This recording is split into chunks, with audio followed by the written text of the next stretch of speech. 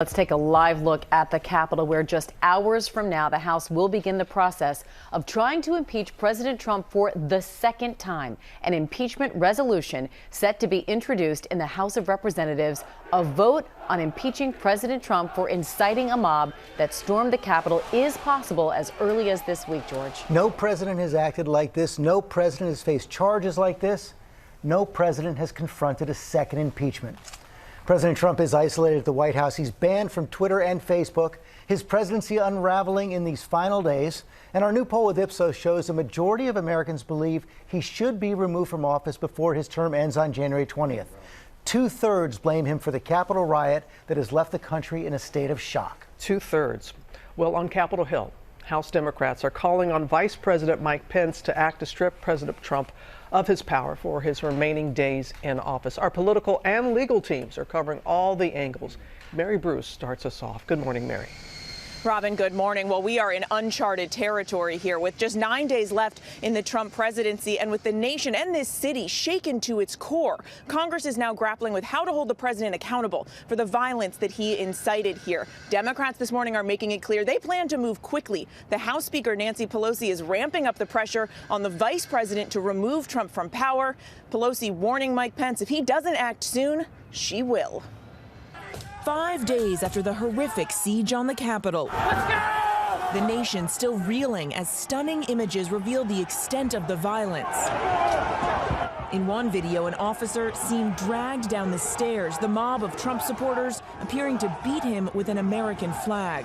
Another shows a rioter punching through the glass, members of Congress just inches away on the other side. Now this morning, House Democrats are moving swiftly to hold the president accountable and try to force him from office. The person who's running the executive branch is a deranged, unhinged, dangerous president of the United States. He has done something so serious that there should be prosecution against him. Overnight, House Speaker Nancy Pelosi with an ultimatum for the vice president. Immediately strip Trump of his power using the 25th Amendment, or else the House will move to impeach Trump later this week for a second time, something never seen before in our nation's history. More than 200 Democrats are already backing a charge to impeach the president for willfully inciting violence against the government of the United States. We're going to walk down to the Capitol.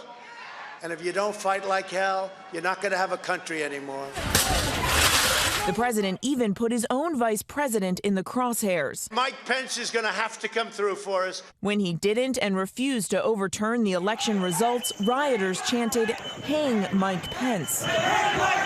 The chaos leaving 5 dead in its wake. This door, they broke down, as you can see. Pelosi revealing some of the damage, showing 60 Minutes where her staff was forced to hide, terrified, as the rioters ransacked her offices. The staff went under the table, barricaded the door, turned out the lights, and were silent in the dark. This morning, it's not just Democrats who are calling to remove Trump. Several Republicans and top Trump allies say the president has to go now. I think the best thing for the country to heal would be for him to resign. The next best thing is the 25th Amendment, and that's why I call on Vice President Pence to do it. What we had was an incitement to riot at the United States Capitol. So you think it was an impeachable offense? Oh, sure.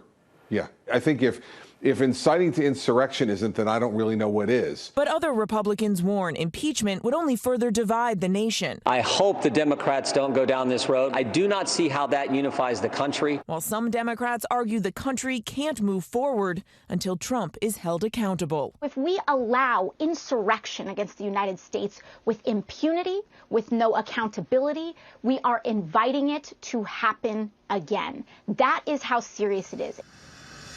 Now, Democrats could impeach Trump for a second time by the end of this week, but Democrats are also in a tough spot here because they know it's important to try and heal and unite the nation going forward. And a Senate trial is sure to dominate the early days of a Biden presidency. One option, Democrats in the House could delay sending over the articles of impeachment to the Senate. We saw Pelosi do that during the first impeachment. In fact, the House Majority Whip Jim Clyburn says they could delay a Senate trial until after Biden gets through his first 100 days. And if they do convict Trump, there could be serious consequences. He could be barred from ever holding federal office, stripped of his pension and other financial benefits. George. Okay, Mary, thanks very much. Hi, everyone. George Stephanopoulos here. Thanks for checking out the ABC News YouTube channel. If you'd like to get more videos, show highlights, and watch live event coverage, click on the right over here to subscribe to our channel. And don't forget to download the ABC News app for breaking news alerts. Thanks for watching.